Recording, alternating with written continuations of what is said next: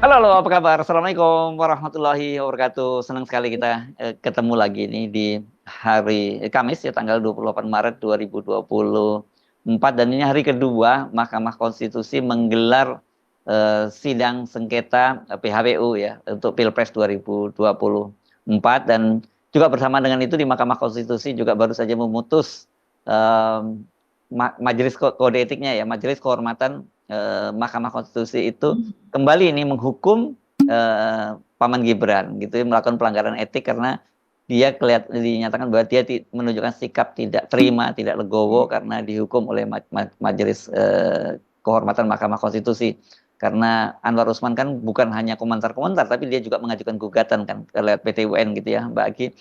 Ini menarik untuk kita bahas, tapi tetap juga kemarin perkembangan terbaru saya kira dari PSI yang kita bahas kemarin, bahwa Ketua PSI Jakarta Barat yang diduga melakukan pemerkosaan, penyekapan dan pemerkosaan seorang buzzer gitu. Nah, calon buzzer sebenarnya kan belum jadi buzzer ya, ditawari dalihnya ditawari jadi buzzer, tapi kemudian ternyata disekap gitu. Dia sudah sekarang mengundurkan diri ya, Mbak Agi. Itu penting kita update. Dan yang lain apa nih, Mbak Agi, kita bahas? Iya, hari ini itu walaupun peristiwanya sudah terjadi kemarin ya Mas Hersu, yaitu soal sengketa di Pilpres di MK, tapi Pak Mahfud rupanya masih menjadi trending di Hmm. media sosial, terutama di Twitter begitu. Jadi pidato atau pernyataan lah ya, ketika Pak Mahfud on stage itu ada cuplikannya, yaitu kira-kira sekitar 5 menit sebelum berakhir begitu, itu sangat-sangat viral Mas Hersu di apa namanya diduplikasi di mana-mana begitu, dan kemudian selain Pak Mahfud juga rupanya Hotman Paris yaitu pengacara dari tim 02 viral juga begitu ya, menjadi trending juga, cuman ini dalam kapasitas yang berbeda. Kalau Pak Apa Mahfud tone-nya ya? Tone-nya beda ya. Tone yang satu positif, kan beda. ini tone-nya negatif gitu ya. Ya. Iya, tone dari netizen itu berbeda. Kalau Pak Mahfud mendapatkan banyak sanjungan karena ternyata dia mengungkap banyak data yang memang kalau mungkin kalau orang hukum mengetahui begitu ya. Kalau bagi saya yang bukan apa namanya orang hukum, mungkin banyak sekali data di situ yang saya juga baru tahu begitu Mas Hersu. Dan banyak sekali yang mengatakan bahwa itu adalah apa ya pernyataan telak begitu, yang kalau seandainya didengar oleh hakim MK, para hakim MK, maka mereka tidak bisa berkelit lagi begitu. Ya pasti didengar dong kan. Ini kan yang maksudnya Ya, yang Pak Mahfud menyampaikan ini ya kan sebagai prinsipal kemarin ya kan, karena betul. mereka kan bergantian tuh diberi waktu 10 menit, total Mhm. 10 menit, yang pertama Ya. Ganjar dulu baru kemudian Pak Mahfud ya. Dan saya Mhm. kira Pak Mahfud ngerti apa yang terjadi di Mahkamah Konstitusi karena beliau pernah jadi Ketua Mahkamah Konstitusi ya. Sekarang memang benar kalau seperti apa yang dikatakan oleh Pak Mahfud. Ini tinggal nyali dari nggak usah dari Ya. 8 itu, nggak usah 8-8-nya deh, 5 saja punya nyali kembali, bangsa ini bisa diselamatkan oleh nyali dari para hakim Mahkamah Konstitusi itu, Mbak Agi. Meskipun di DPR katakanlah masuk angin gitu ya. Mhm. Mhm. Oke, soal itu yang kita akan bahas ya, Mbak Agi. Mhm. Soal Ya. Gibran masih ada nggak nih? Biasanya kan ada Gibran tuh.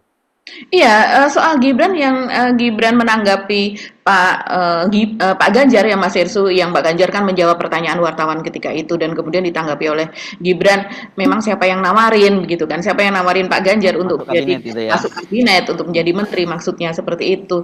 Padahal ya nanti kita lihat konteksnya, kronologi dari kenapa Gibran sampai mengatakan seperti itu, tapi ini lagi-lagi dianggap sebagai kekonyolan apa namanya diplomasi yang seperti itu begitu. Ya memang nggak layak lah itu kesimpulannya sebenarnya untuk kelas wali kota saja kan, sebenarnya wali kotanya cuma wali kota 5 kecamatan ya, Mbak ya, di situ ya. Ini Iya ya, ngurus 5 kecamatan dengan penduduk sekitar 500 sekian ya, ya, 500. ini ngurusin Indonesia yang dengan kompleksitas yang luar biasa begitu ya. Ini jangan-jangan ini nanti mirip kejadiannya kayak supir truk yang kemarin membuat tabrakan beruntun di mana di pintu tol Halim gitu ya, Oh, hal. gerbang tol Halim, karena kemudian penjelasan dari polisi ini kan truk dan dia tidak punya SIM gitu, harusnya SIM-nya B1 gitu ya. Memang gitu, kalau orang nggak punya kapasitas membawa beban yang terlalu berat. Ini kan sama kayak kayak Gibran itu kita ibaratkan dari supir angkot kan gitu ya, untuk kelas di Solo tiba-tiba dia harus bawa trailer untuk Indonesia ini bahaya banget gitu ya. Mudah-mudahan tidak terjadi ya bahwa kita akan dipimpin oleh Gibran itu, karena saya juga tidak bisa membayangkan kalau kemudian nanti Mahkamah Konstitusi meloloskan pasangan Prabowo Gibran gitu dan mereka dilantik menjadi presiden dan wakil presiden, dan tiba-tiba karena sesuatu sebab gitu Pak, kemudian Gibran harus menggantikan Pak Prabowo. Betul-betul cilaka bangsa ini. Iya ya, apalagi kalau seandainya merujuk ke perbandingannya analoginya dengan supir truk tersebut, itu agak-agak mirip Mas Hersu, karena supir truk itu baru 18 tahun rupanya Iya, umur. belum cukup umur ya. Sebenarnya udah punya SIM, tapi SIM-nya mungkin SIM A lah baru ya. Tapi Iya, sepeda karena motor dulu lah. salah satu syarat dari SIM B1 itu adalah berusia 20 dan yang satu 22 tahun. B1 dan SIM B1 umum kalau tidak salah ya, Oh, 20 apa dan bagi ya? 22. Iya. Iya, sama dengan umurnya ini belum 40 tahun tapi dipaksakan begitu ya. Iya, Ya. betul. Jadi kalau ngomong suka songong seperti si Oh eee, iya, sopir sopir itu ini. ngomong, katanya semua mobil yang rusak itu mau dibeli begitu kan. Oke, kok pas banget ya ini jadinya ya contohnya ya. Oke. Ya. Oke, mari kita mulai Oke. dari mana nih Mbak Agi? Sepertinya update dari PSI dulu ya Mas Hersu. Oke, monggo silakan. Ya, jadi, ini karena setelah viral begitu ya, jadi ketua, DPC PSI Jakarta Barat yaitu, Antoni Antoni Nurmanlianto namanya. Ini akhirnya mengundurkan diri dari kepengurusan PSI begitu ya, sudah sewajarnya dia harus menghadapi kasus hukum dan sekarang kasusnya itu sedang ada di kepolisian. Dan ternyata akhirnya itu diketahui Mas Hersu, lewat, perkataan atau ungkapan pengacaranya yang mengatakan bahwa ternyata kasus ini sudah dilaporkan kepada polisi pada bulan Desember 2023 sebetulnya.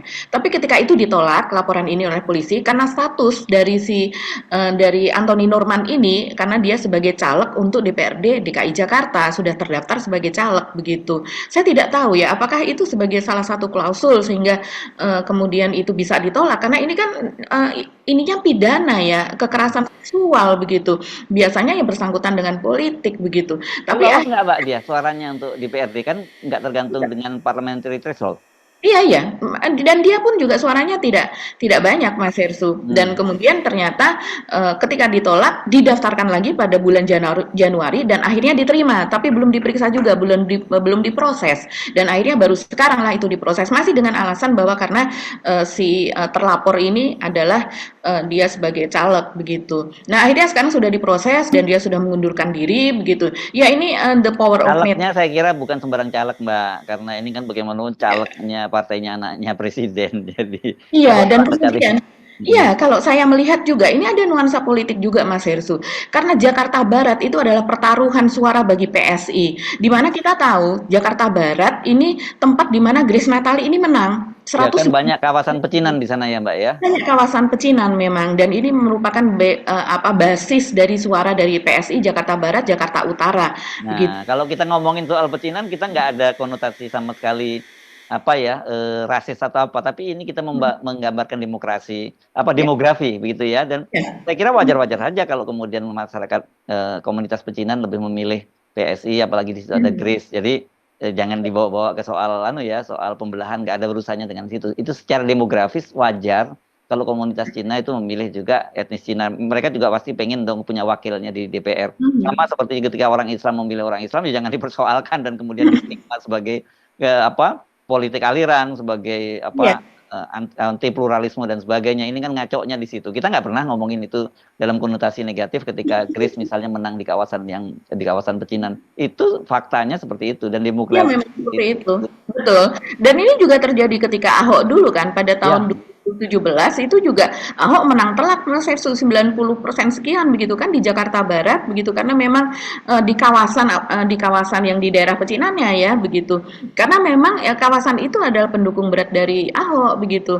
Dan sementara Anies itu menang misalnya di daerah Jakarta Timur, menang atau di daerah Petamburan pasti menang kan Anies kan. Petamburan kayak jadi itu adalah hal yang sangat biasa, Wajar. Ya. sangat wajar. Tapi seperti 02 kemarin misalnya kalau tidak salah menang di Petamburan, itu kan juga nuansa-nuansa apa ya? Anomali itu. Iya, iya. Tapi kita tahu seringkali yang dinaikkan itu adalah soal pembelahan. Padahal di Petamburan itu rumah Habib Rizik itu berdekatan dengan rumah asrama dan berdekatan asrama dari apa Brimob namanya ya. gereja begitu dan itu juga ada gereja besar yang selama ini hubungannya juga baik dengan apa namanya dengan masjid yang dikelola oleh pesantren apa dan sebagainya Mas Irsu. Ya, ya, oke. Kita lanjutkan lagi yang PSI tadi itu. Mhm mhm. Iya, jadi sekarang sudah mengundurkan diri dan kita berharap bahwa proses ini akan berlanjut dan, juga ada, apa namanya, pernyataan dari kuasa hukum si korban. Korban ini bernama W begitu dari Solo ya, berusia 29 tahun yang, menurut kuasa hukum sebetulnya ada orang lain lagi Mas Irsu, ada korban lain lagi, tapi dia tidak bersedia karena dia takut begitu, takut mengungkapkan. Kita tidak tahu apakah ada nuansa intimidasi atau tidak, tapi yang jelas untuk saat ini baru satu korban ini saja yang muncul. Oke.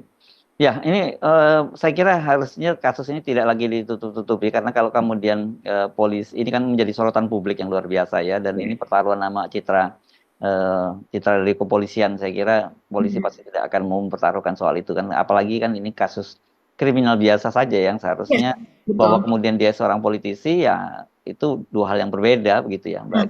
Oke. Mhm. Ya, peristiwa seperti ini kan juga pernah terjadi kekerasan seksual oleh anggota DPR gitu ya, ketika itu, dari fraksi PDIP itu pernah juga terjadi Mas Hersul, dan itu ya diproses begitu saja begitu. Maksudnya, walaupun dia seorang anggota DPR begitu harus melalui prosedur untuk pemeriksaan ya tetap saja, apalagi ini bukan, nggak jadi kan, nggak jadi anggota DPRD dan juga hanya, dia menjadi salah satu petinggi partai saja begitu.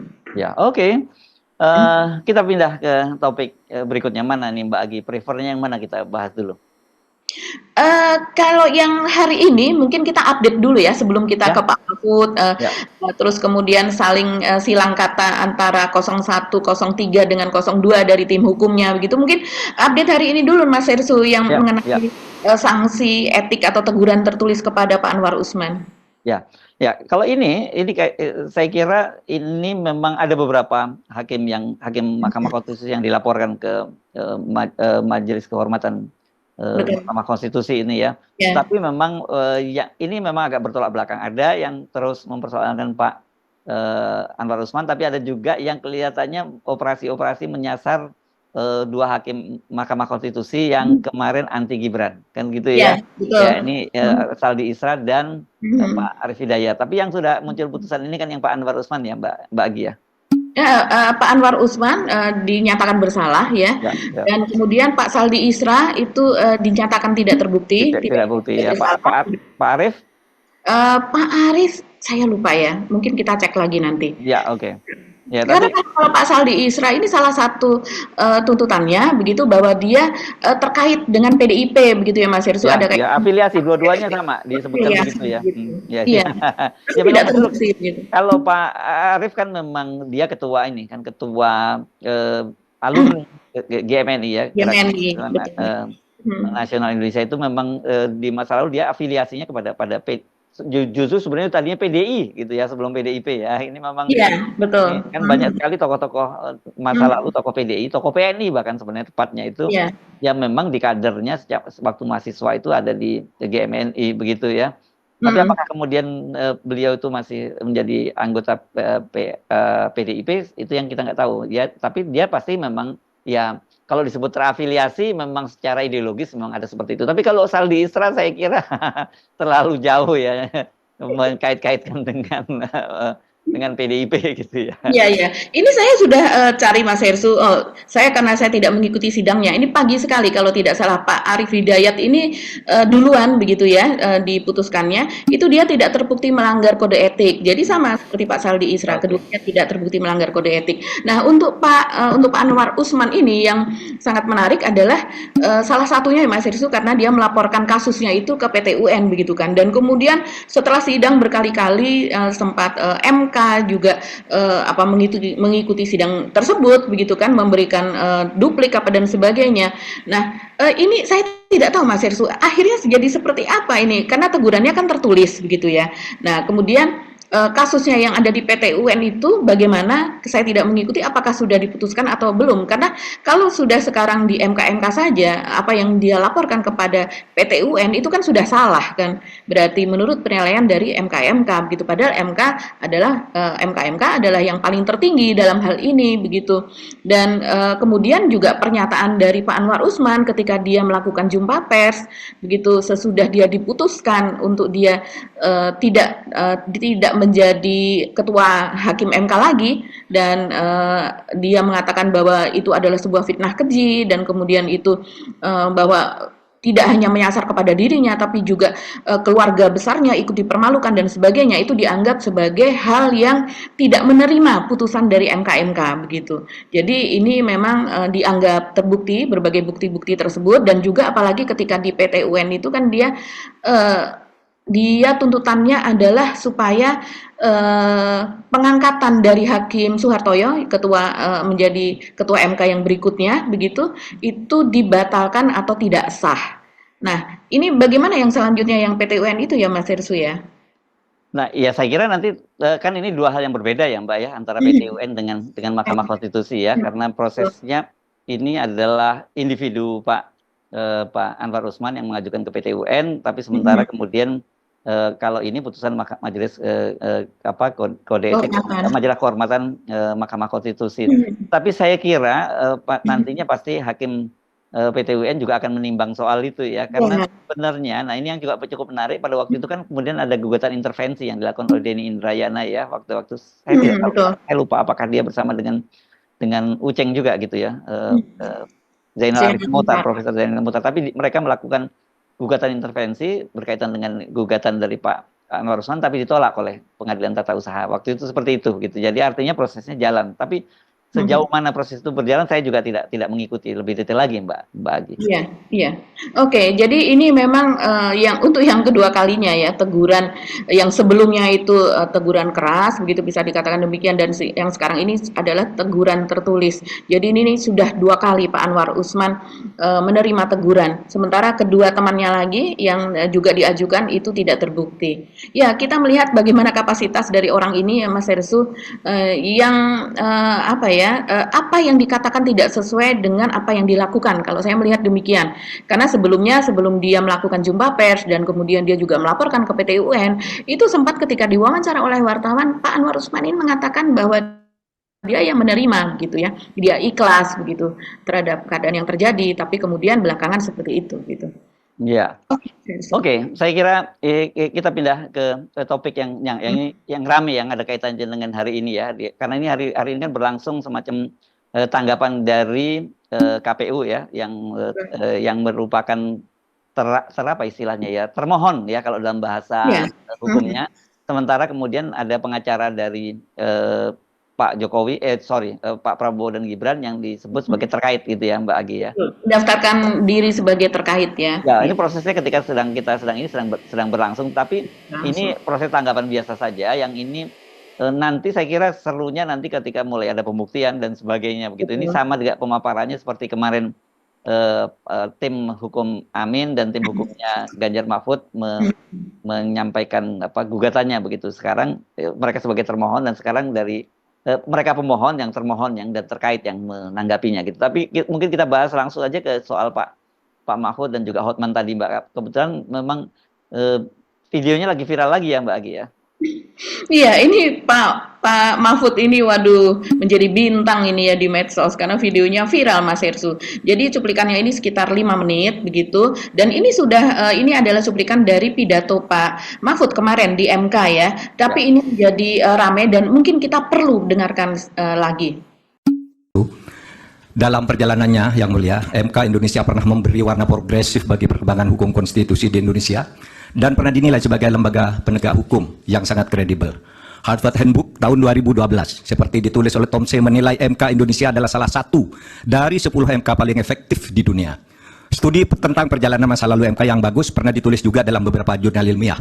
Dari Amerika Serikat ada disertasi yang ditulis oleh Pastor Stefanus Hendrianto yang kemudian diterbitkan dalam bentuk buku berjudul Law and Politics of Constitutional Courts, Indonesia and the Search for Judicial Heroes, diterbitkan oleh penerbit ternama di Amerika. Dari IIU Malaysia lahir disertasi karya Iwan Satriawan, Role of the Constitutional Court in Consolidating Democracy in Indonesia. Ada juga disertasinya Rifli Harun tentang hukum dan sengketa pemilu. Apresiasi terhadap MK Indonesia dalam keberaniannya membuat landmark decisions muncul dalam berbagai makalah forum ilmiah, jurnal akademik, dan berbagai media.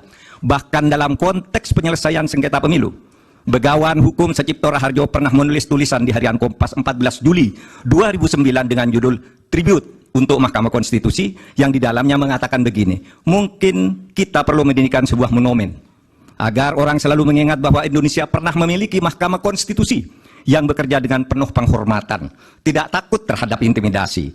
Harian Media Indonesia 7 Juli 2009 menulis editorialnya dengan judul Hormat untuk Mahkamah Konstitusi, yang alinea pertamanya dimulai dengan kalimat untung ada Mahkamah Konstitusi.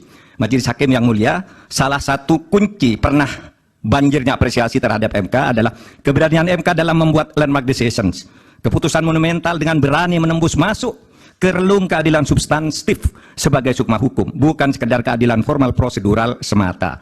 Dalam hal pengujian undang-undang misalnya, teori OPL atau Open Legal Policy itu lahir atau sekurang-kurangnya secara resmi digunakan pertama kali oleh Mahkamah Konstitusi. Dalam hal pelaksanaan pemilu, MK memperkenalkan pelanggaran TSM yang kemudian diadopsi di dalam tata hukum kita.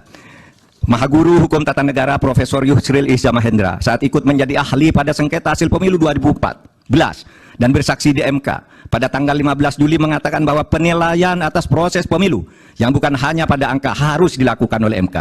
Pandangan ini bukan pandangan lama, melainkan pandangan yang selalu baru, yang justru terus berkembang sampai sekarang. Menjadikan MK hanya sekedar mahkamah kalkulator, menurut Pak Yusril, adalah justru merupakan pandangan lama yang sudah diperbarui sekarang. Di berbagai negara judi selektivisme banyak dilakukan oleh Mahkamah Konstitusi maupun Mahkamah Agung.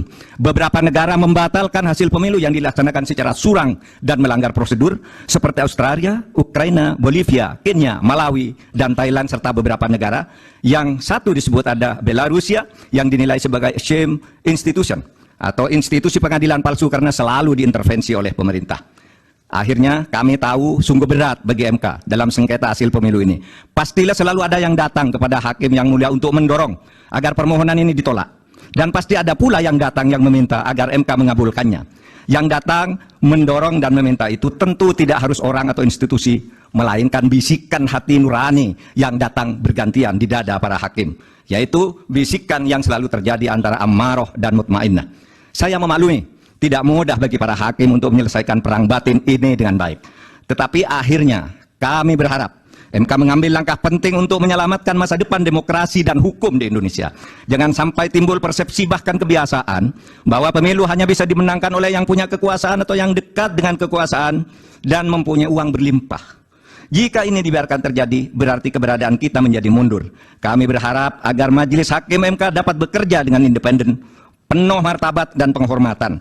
Bagi kami yang penting bukan siapa yang menang, siapa yang... Nah, itu seperti itu tadi Mas Hersu. Jadi memang apa yang ada dikemukakan oleh Pak Mahfud ya, seperti misalnya soal Harvard Handbook begitu ya, di mana ternyata Mahkamah Konstitusi kita pernah dinobatkan sebagai 10 Mahkamah Konstitusi yang terbaik lah bisa dikatakan demikian di seluruh dunia.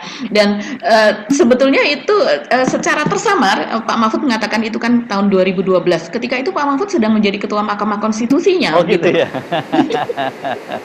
Jadi dan ketika tahun 2014 itu kan Pak Mahfud sudah tidak menjadi Mahkamah Konstitusi lagi, makanya kemudian digait oleh Pak Prabowo untuk menjadi ketua tim sesnya begitu, supaya nanti kalau ada gugatan Pak Mahfud bisa maju mengingat dia sebagai mantan ketua MK begitu kan. Nah, ini tapi berbagai data dan fakta yang lainnya yang diajukan oleh Pak Mahfud, yaitu soal misalnya negara-negara yang pernah menganulir hasil pilpresnya, ada Australia, ada beberapa negara di Eropa dan juga di Afrika, itu juga mungkin menjadi pengetahuan baru. Dan data itu data yang ternyata tidak perlu kita malu, Mas Irsu, kalau terjadi yang seperti itu, malah justru kita sedang menegakkan demokrasi. Kurang lebih dong, nggak malu, justru yang malu kalau sampai kemudian gugatannya ditolak. Ya.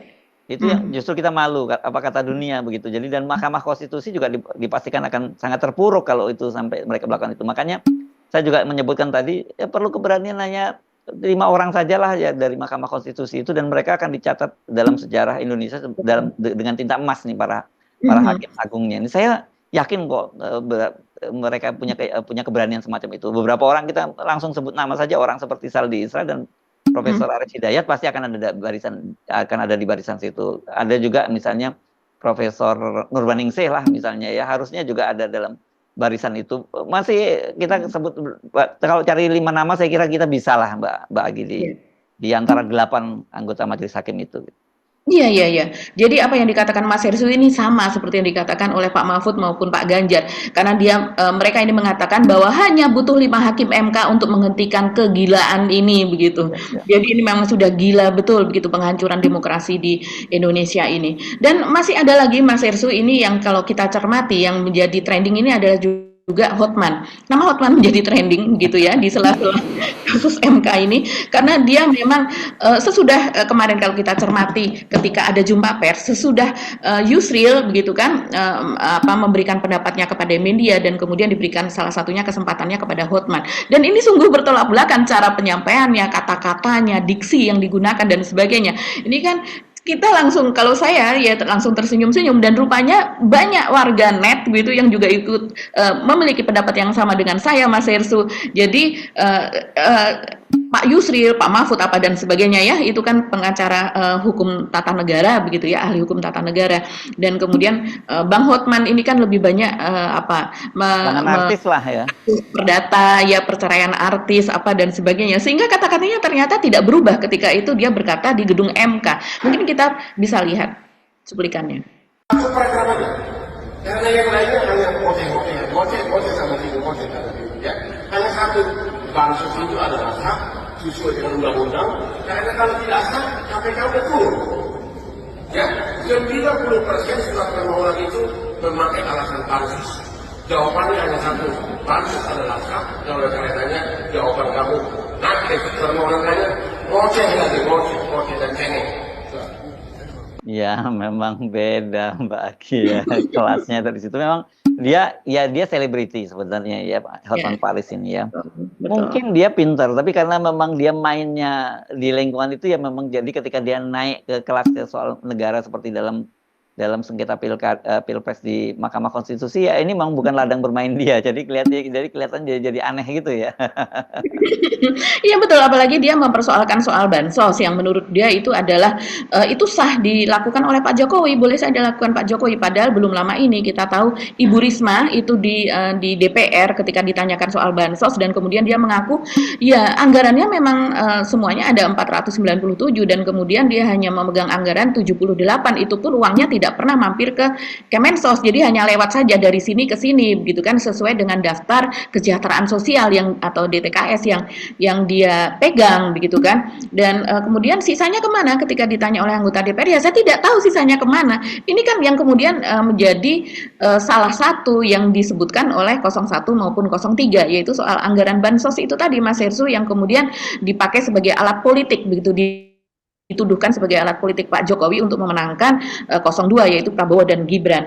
Nah ini yang lebih banyak menjawab Bang Hotman ini Mas Herssu ini ada di netizen malah justru begitu ya mereka mengingatkan soal Hotman Paris ini gitu dan ada juga yang mengatakan begini kalau super cengeng kenapa Pak Hotman mau menjadi pengacaranya 02 malulah sekali berbapak mengurusi masalah hukum yang cengeng. Jadi malah justru kalau masalah cengeng untuk apa?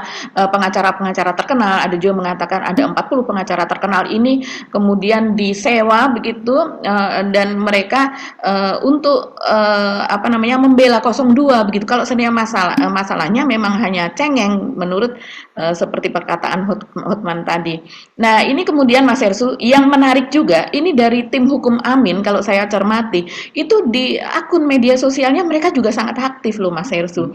Jadi ini dan ada beberapa yang mungkin perlu kita tampilkan Mas Herssu yaitu seperti misalnya pernyataan dari Arief Yusuf Amin yaitu ketua tim hukum dari 01 yang dia menjawab opini atau pendapat dari Yusril Izzawadi Mahendra kemarin dalam keterangannya kepada media yang mengatakan bahwa pernyataan atau apa yang dibacakan oleh Ari Yusuf Amir maupun oleh Bambang Wijayanto kemarin ya sebagai wakil tim hukum 01 itu hanya berupa narasi dan asumsi bahkan opini omon-omon gitu ya bahkan kurang lebih kalau menurut Pak Prabowo gitu istilahnya.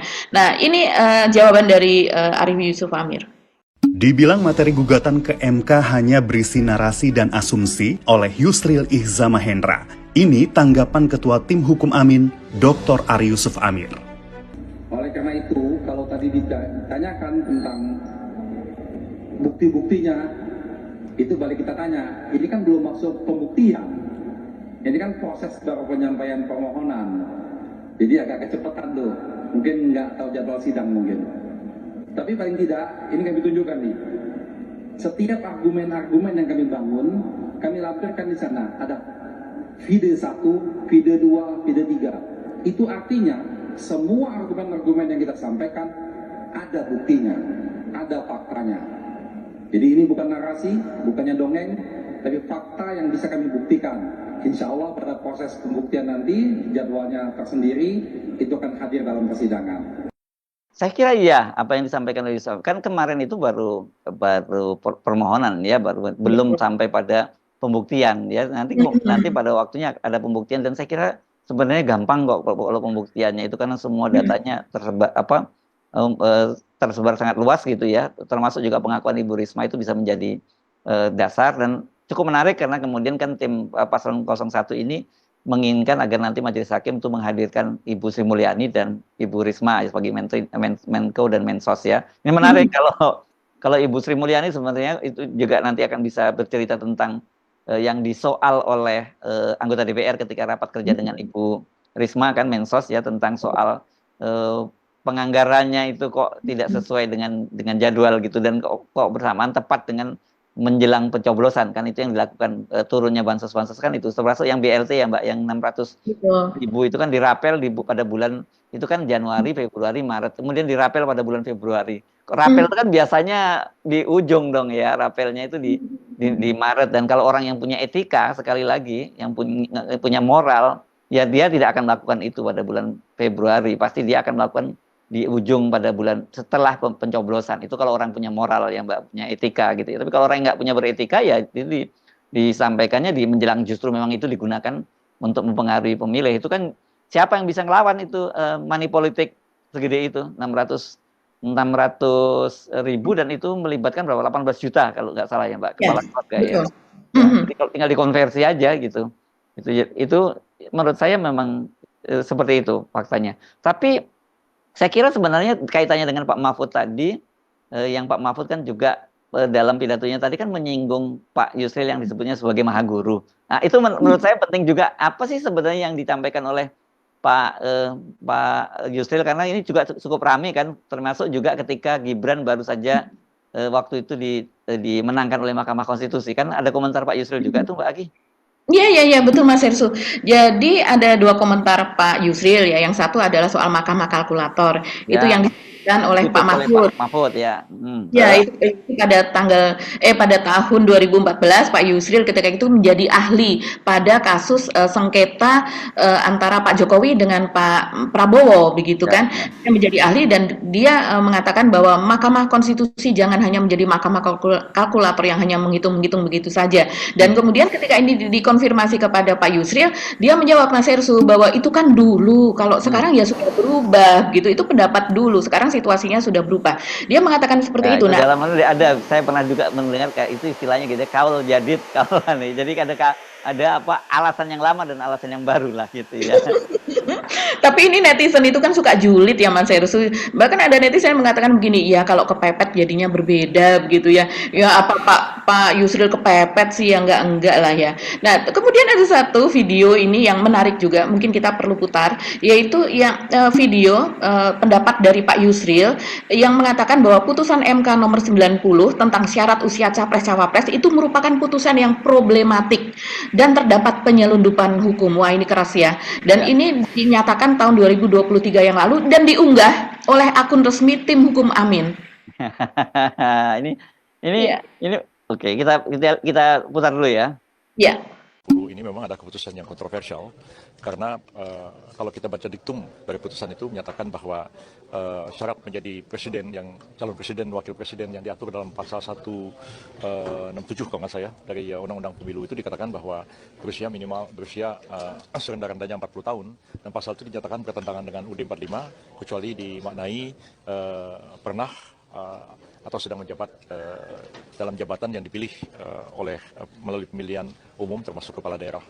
Nah, ini sebenarnya putusan ini bukan putusan yang bulat, dan disebutkan situ ada 4 orang dissenting opinion, 2 orang konkuren, dan kemudian 3 orang menyetujui diktum putusan. Tapi setelah kita pelajari dengan mendalam, ternyata bahwa 2 orang itu, Ibu Emi dan Pak Puh, itu bukan dissenting. Pendapatnya itu adalah bukan konkuren, pendapatnya itu adalah dissenting. Jadi kalau pendapatnya itu dissenting, sebenarnya ada 6 hakim tidak setuju dengan putusan ini dan hanya ada 3 hakim yang setuju. Tapi diktumnya mengatakan mengabulkan permohonan untuk sebagian dan menyatakan umur 40 tahun itu bertentangan dengan UUD 45 kecuali dimaknai pernah atau sedang menjabat sebagai kepala daerah. Nah, putusan diktum itu adalah putusan yang berlaku dan mengikat, tapi putusannya itu sendiri problematik dan saya kira ini bisa dianggap orang sebagai satu ada penyelundupan hukum di dalamnya, bisa ada bisa ada kesalahan, tidak nyambung dalam putusan itu sehingga kalau dilaksanakan nanti tentu akan menimbulkan permasalahan baru. Dan putusan itu memang tidak memerlukan perubahan terhadap undang-undang, tapi perlu peraturan KPU. Dan KPU kalau menyusun peraturan itu harus konsultasi dengan DPR, dan kita tahu DPR sekarang ini reses dan pendaftaran Pilpres akan dimulai tanggal 19, tinggal 2 hari lagi dari sekarang ini. Apakah KPU masih mungkin dapat mengubah aturan KPU? Jadi ini ada sejumlah masalah yang saya kira memang memerlukan pemecahan serius dari para penyelenggara negara, dan kita mau lihat apakah putusan ini akan dimanfaatkan oleh setiap orang yang di bawah 40 tahun tapi sedang menjabat kepala daerah untuk maju sebagai calon presiden wakil presiden atau tidak. Nah, kalau saya sih berpendapat itu kalau terjadi pada saya aja terima kasih MK sudah beri keputusan dan membuka pintu bagi saya di bawah 40 tahun dan kebetulan jadi kepala daerah atau pernah menjadi kepala daerah untuk mencalonkan diri sebagai presiden dan wakil presiden. Tapi saya tahu ini putusan kontroversial, daripada menimbulkan reaksi di tengah-tengah masyarakat dan menimbulkan permasalahan legitimasi di belakang hari, ya saya terima kasih tapi saya nggak usah maju aja deh daripada timbul masalah di kemudian hari. Saya kira mungkin itu merupakan satu cara yang bijak ya, tapi pada akhirnya saya serahkan kepada siapa saja yang memenuhi kriteria untuk maju sebagai calon presiden wakil presiden sesuai putusan MK nomor 90 kemarin. Oke. Nah, ini menarik. Ini nanti tinggal diputar aja di depan Mahkamah Konstitusi. Mudah-mudahan hakim Mahkamah Konstitusi membolehkan, karena itu ada kaitannya dengan dengan hukumnya sekarang ya, yang sedang proses hukumnya di Mahkamah Konstitusi. Karena kita bisa sebut sebagai pendapat ahli lah begitu ya. yang bisa digunakan oleh tim 01 maupun 03 gitu ya Mbak Agi ya. Oke. Iya, ini agak menohok ya. Itu Mas Herssu cara berpikirnya persis seperti tim hukum Amin tuh, karena dia mengatakan ya video ini kata mereka video ini akan menghemat waktu bagi tim hukum Amin untuk argumen di MK. Setuju. Oke. Nah, sekarang kita ini video-videonya cukup panjang ya, kita tadi putar ya. Kita pendek saja, ini kita bahas soal Gibran ya tadi, yang soal dengan ini mungkin konten terakhir yang kita mau bahas ya, soal semacam polemik ya. Sebenarnya bukan polemik ya, karena Ganjarnya terkesan tidak mau berpolemik dengan Gibran, tapi justru netizen yang mempersoalkan gayanya Gibran menanggapi itu dan konsistensi Gibran gitu ya Mbak Agi. Iya, betul sekali Mas Herssu. Jadi ini kronologisnya sebetulnya adalah soal ketika Gibran mengatakan bahwa nanti dia ingin merangkul 01 maupun 02, dan itu tidak hanya Gibran yang mengatakan, Pak Prabowo juga mengatakan demikian, ingin merangkul lawan-lawan begitulah 01 dan 02 begitu. Dan itu ditanyakan oleh media kepada Gibran. Perkataan Gibran itu ditanyakan kepada Pak Ganjar begitu, dan kemudian Pak Ganjar kan menjawab bahwa ya dia tidak tertarik dengan tawaran itu, dia lebih memilih untuk berada di luar pemerintahan begitu. Di situ dia tetap bisa berkarya, dan di situ dia tetap akan dengan misi untuk membangun Indonesia seperti itu begitu ya. Dan kemudian itu ditanyakan lagi oleh wartawan kepada Gibran, Mas Herssu, yaitu bahwa Pak Ganjar itu inginnya ada di luar begitu ya, tawaran dari 01 tawaran dari 02 kepada 03 itu jawabannya demikian. Dan kemudian Gibran menyatakan memang siapa yang nawari begitu, dan itu dikatakan dengan nuansanya itu nuansa yang kalau kita melihat mimik dari Gibran itu kurang enak begitu ya sebenarnya sebagai seorang tokoh begitu, apalagi politisi yang ditokohkan, yang dalam hal ini walaupun masih muda tapi kan seorang politisi apalagi akan menjadi cawapres, dia akan juga dituakan dari segi kebijaksanaan begitu, dari segi kebijakannya. Nah, ini mungkin kita bisa lihat saja videonya Mas Herssu. Pak Ganjar nggak tetap berada di luar pemerintahan. Yang menawari siapa? Tapi kan kemarin sempat mau merangkul itu. Siapa yang menawarkan? Ya, makasih ya. Terima kasih. Pak Ganjar nggak mau dirangkul sama 02 Mas? Ya nggak tahu. Nggak mau nggak orangnya? Karena dengan kalau penawarannya saya nggak tahu. setahu saya nggak ada penawaran seperti itu. Tapi kan dengan pernyataan seperti itu tetap mau di luar pemerintahan, berarti nggak mau dirangkul. Kan kemarin Mas Adi sempat bilang mau merangkul 01 sama 0. Ya udah. Ya, Iya, ini memang saya speechless lah kalau komentarin soal Gibran. Mbak Agi aja deh. Iya ya, ini mungkin Mas Gibran ini perlu mendengarkan komentar-komentar dari pengamat begitu ya, terutama pengamat politik yang menyarankan supaya Mas Gibran ini didampingi oleh seorang ahli komunikasi atau komunikator begitu. Bahkan ada yang menyarankan Mas Irsu sampai supaya ada semacam wireless begitu ya di sini, speaker atau apa yang ketika wartawan menanyakan dia kemudian bisa mendengarkan gitu dengan earphone atau apa, sebaiknya menjawab yang seperti apa. Ini ada-ada saja begitu, saking mereka ingin supaya Gibran ini terlihat kalau kita terlihat matang, mungkin terlihat lebih bijak dan cerdas begitu ya Mas Irsu. Ya. Oke, karena sekali lagi bagaimanapun juga kalau toh nanti akhirnya Anda dengan terpaksa harus menerima kan begitu ya, ketika Mahkamah Konstitusi memutuskan, bagaimanapun dia ini wajah Indonesia begitu ya. Ya masa kita masih terus wajah Indonesia seperti itu, ya enggak lah. Indonesia ini kan negara besar, banyak anak-anak muda yang jauh cerdas, punya visi yang visi depan yang lebih bagus begitu, yang punya media appearance atau public appearance yang lebih bagus lah begitu ya. Oke, ya kasihan ini Mas Irsu, kasihan para pejuang kita di masa lalu, para anak-anak muda. Kok bangsa gua kok wariskan generasi menerus gua seperti ini gitu ya. Iya, zaman Budi Utomo tahun 1920-an saja sudah cerdasnya seperti itu yang bikin kita wah, ternyata seperti itu ketika mereka sedang bersidang, sedang berorganisasi, kata-katanya diksinya yang mereka pakai dan sebagainya. Masa kita kemudian mengalami kemunduran malah justru setelah 100 tahun ke depan. Oke, Bagi, kita akhiri perbincangan kita kali ini. Sampai ketemu lagi, selamat menjalankan ibadah Ramadan. Semoga tetap dalam kondisi sehat walafiat dan tetap semangat. Kami mohon pamit. Saya Hersubun Arif. Dan saya Agi Beta, terima kasih atas perhatian Anda. Tetap salam 0%. Wassalamualaikum warahmatullahi wabarakatuh.